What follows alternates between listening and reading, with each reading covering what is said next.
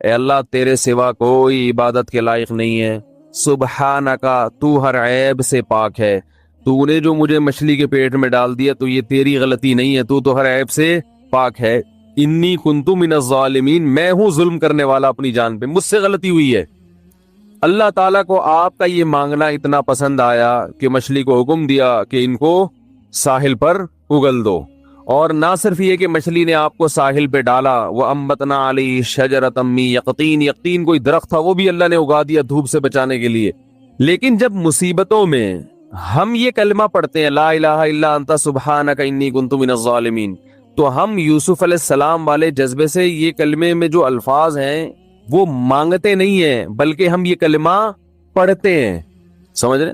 پڑھنے کی بھی برکتیں ہوتی ہیں، میں اس کا منکر نہیں ہوں، لیکن ہمارے جو ورڈنگ ہوتی ہے نا وہ مانگنے کا اسٹائل نہیں ہوتا۔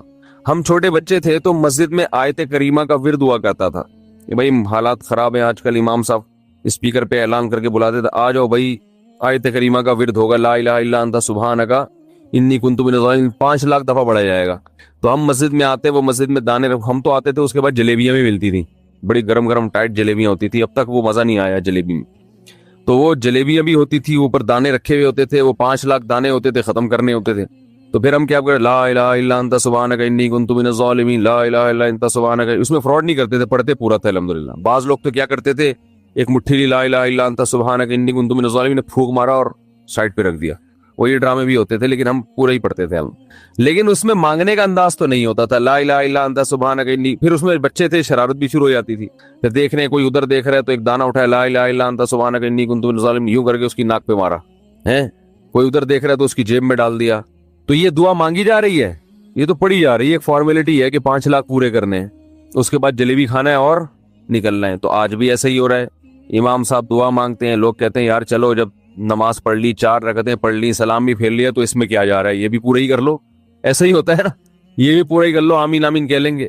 امام صاحب ڈرائیور ہیں، ہم پیچھے مقتدی ہیں، تو جہاں اتاریں گے وہیں اتریں گے ہم لوگ، پہلے تو نہیں اتر سکتے۔ تو یہ ایک لوگوں کے ذہن میں تصور ہے۔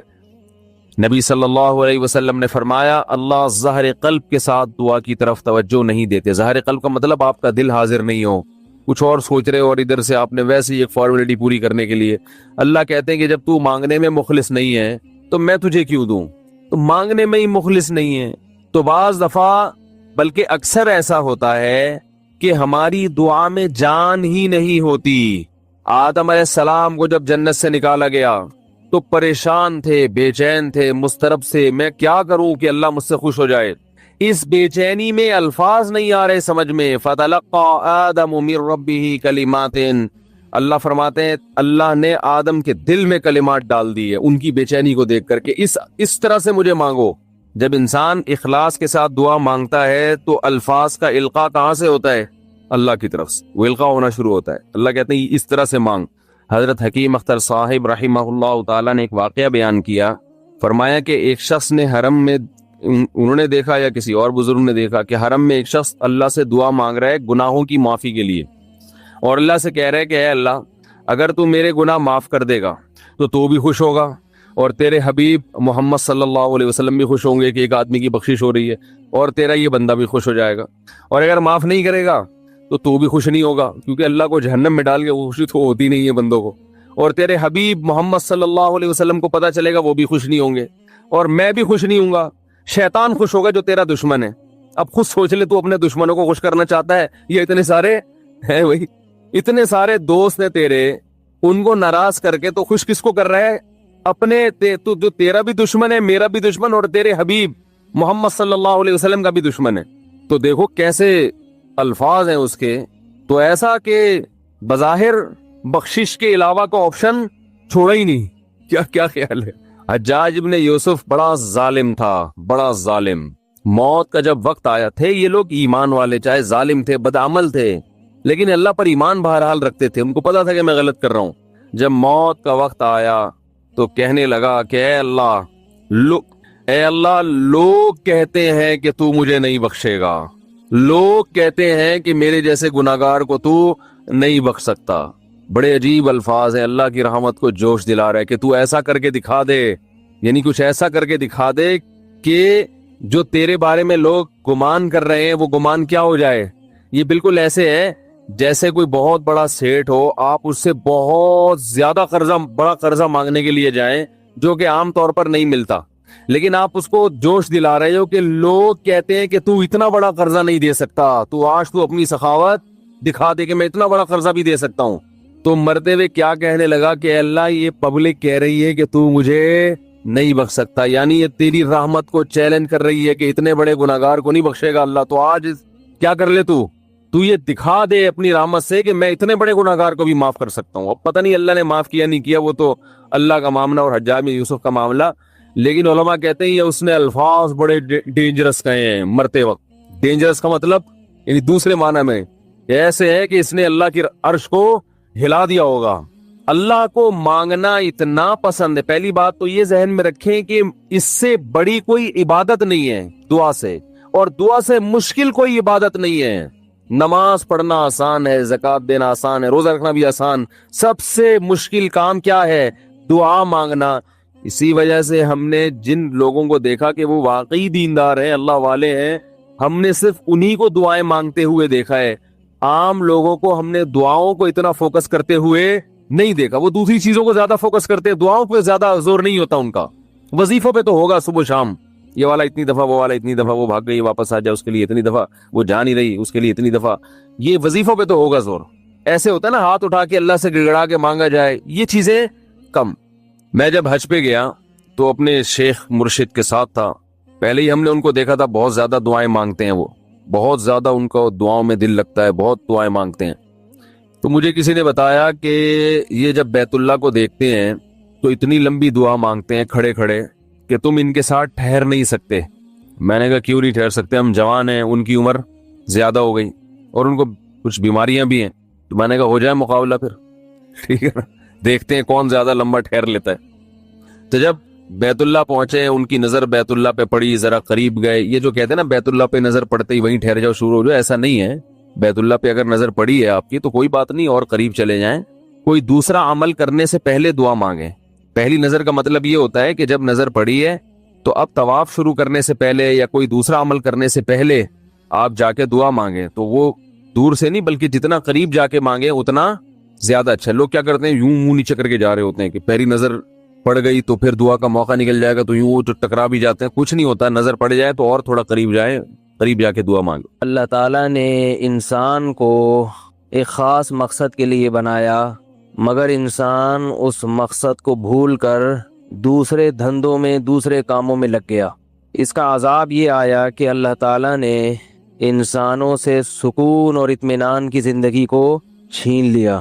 بڑے بڑے ذہین لوگ, بڑے بڑے عقل مند لوگ, بڑی بڑی تحقیقات کرنے والے, بڑی لمبی لمبی تقریریں جھاڑنے والے, ایسے ایسے فلاسفر کہ آپ ان کی باتیں سنیں تو عقل دنگ رہ جاتی ہے. لیکن اگر ان کی سمجھ میں کوئی بات نہیں آتی تو وہ اللہ کا دین, اللہ کے رسول کی باتیں, اللہ کی باتیں, خود اللہ کی ذات, ان چیزوں سے غافل ہے. ایک بات خوب اچھی طرح سمجھ لینی چاہیے کہ ہماری نظر میں بہت ساری چیزوں کی تقسیم ہوتی ہے. کسی کام کو ہم زیادہ اہم سمجھتے ہیں, کسی کام کو ہم کم درجے کا اہم سمجھتے ہیں. اقوام متحدہ کی نظر میں ترجیحات کا معیار الگ ہے. ہر ملک کے اپنے قوانین اور قانون سازی کے وقت جو ترجیحات ہوتی ہیں اس کا معیار الگ ہے.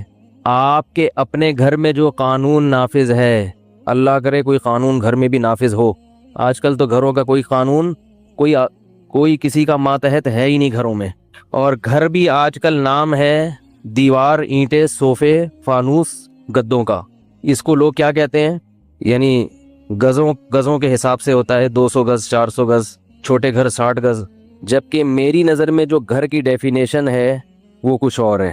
آپ کی نظر میں جو گھر کی ڈیفینیشن ہے وہ کیا ہے, 200 گز کا ہو, اتنے کمرے ہوں, فانوس ہو, صوفہ ہو, پنکھے ہوں, ایئر کنڈیشن ہو. جبکہ میری نظر میں گھر کی ڈیفینیشن یہ, بولو بھائی, میری نظر میں گھر اسے کہتے ہیں کہ میاں بیوی ہوں, معتد بھی بچے ہوں. معتد بھی کا مطلب قابل ذکر, بولو بھائی, اتنے ہوں کہ پتہ چلے کہ بچے ہیں, گننا پڑے ان کو, افراد ہوں. اور اس گھر میں ایک عدد دادا دادی یا نانا نانی بھی, بولو بھائی, ہوں. ایک آدھ بوڑھا بھی اس میں, دونوں ہوں تو سبحان اللہ. दादा दादी हो या नाना नानी, दोनों चारों तो नहीं हो सकते ना, क्योंकि दादा दादी का घर कुछ और होगा, या नाना नानी होंगे या दादा दादी होंगे। तो इसको कंप्लीट क्या कहा जाता है? घर। अगर दादा दादी में किसी एक का इंतकाल हो गया तो आधा घर उजड़ गया। टॉपिक चेंज हो रहा है, लेकिन मैं भी आता हूँ असल टॉपिक की तरफ, ये बात कंप्लीट कर दूं। घर में अगर बूढ़ा नहीं है तो आधा घर, बोलो भाई, उजड़ गया, बरकत खत्म। कोई तो हो जिससे इंसान दुआएं करवाए, जिसकी खिदमत करे। अगर आपके वालिदैन बूढ़े हो गए तो चलो आपके बच्चे हों तो वो वालिदैन उन बच्चों के क्या बन गए? दादा दादी या नाना नानी। तो बूढ़े का वजूद घर में, घर को घर करार देने के लिए, बोलो भाई, जरूरी है। वरना तुम्हारे और अंग्रेजों के घर में कोई फर्क, वरना घर में और होटल में कोई फर्क। दुबई कभी कभार जाते हो ना तो होटल किराए पर लेते हो, उसमें भी बूढ़े नहीं होते, बच्चे नहीं होते। बीवी कभी होती है, कभी औरत होती है, कोई बीवी के नाम पे, कोई गर्लफ्रेंड होती है, अय्याशी तो हो जाती है वहां पे। होटलों को घर, अरे भाई बोलो यार, कुछ डंडा है यार उठा के, मुझे गुस्सा आता है।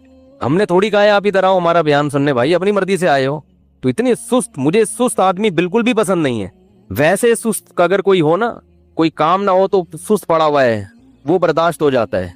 हालांकि ये भी गलत है, कोई ना कोई एक्टिविटी होनी चाहिए, लेकिन चलो कुछ भी नहीं है तो ऐसे ही पड़ा हुआ है। लेकिन जब कोई काम कर रहा हो इंसान, फिर वो काम सुस्ती से सरअंजाम देना बहुत बुरी हरकत है। अब मैं यहाँ बैठ के जमाइयाँ लेना शुरू कर दूं या ऐसे ही फेंकना शुरू कर दूं, कोई जहन में कोई मजमून ना हो, कोई बात ना हो, ऐसे ही बस सुस्ती में, तो आपको अच्छा लगेगा? तो ऐसे ही सुनना भी एक काम है। जब बात कर रहा हूं तो आपकी तरफ से सुनने का बाकायदा क्या हो रहा है? अमल हो रहा है। तो ये अमल भी एक चुस्ती के साथ, हाजिर दिमागी के साथ होना चाहिए। इसमें ऐसा ना लगे कि आपको किसी ने बंदूक की नोक पे लाके बिठा दिया। पुराने जमाने में एक कॉमेडी शो आया करता था, 50-50। बातें करना मिंबर पे मुनासिब तो नहीं है, लेकिन चलता है थोड़ा बहुत, ठीक है। वो बचपन में हमारे घर में तो टीवी था नहीं, इधर उधर जाके देखा करते थे 50-50। तो वो उसमें एक चीज दिखाई, ये जो कमेंट्री करने वाले होते हैं ना, इनके बारे में ये बताना चाह रहे थे कि ये भी बिके हुए होते हैं, ठीक है। खेल के दौरान उस प्लेयर को ज्यादा हाईलाइट करेंगे जिसकी तरफ से पैसे मिले हुए हो या कोई धमकी हो, वल्लाहु आलम हकीकत है या नहीं है, लेकिन वो एक कॉमेडी शो था। तो उसमें दिखाया कि हॉकी का खेल हो रहा है, और खेल में बार बार वो कह रहे हैं कि बेहतरीन खेल रहे हैं सलीमुल्लाह, सलीमुल्लाह से कलीमुल्लाह और कलीमुल्लाह। और हालांकि वो जो कलीमुल्लाह था उसके हाथ में गेंद आ ही नहीं रही थी, उसकी हॉकी पे गेंद टच ही नहीं हो रही थी, लेकिन बार बार वो कलीमुल्लाह कलीमुल्लाह कलीमुल्लाह। अब जो तमाशाई थे वो इतराज करने लगे कि यार हम तो यहाँ स्टेडियम में बैठ के मैच देख रहे हैं, कलीमुल्लाह से ज्यादा सुस्त तो कोई खेल ही नहीं रहा। तो लोगों ने एहतजाज करना शुरू कर दिया, एहतजाज। और वो फिर भी कह रहे हैं कि भाई कलीमुल्लाह कलीमुल्लाह कलीमुल्लाह, बेहतरीन खेल रहे हैं कलीमुल्लाह। जब लोगों ने ज्यादा शोर मचाया तो वो कहते कहते ना रोने लगा, रोते रोते कह रहा है कि भाई कलीमुल्लाह से अच्छा कोई भी नहीं खेल रहा। रो रहा है, यानी ना चाहते हुए भी कह रहा है।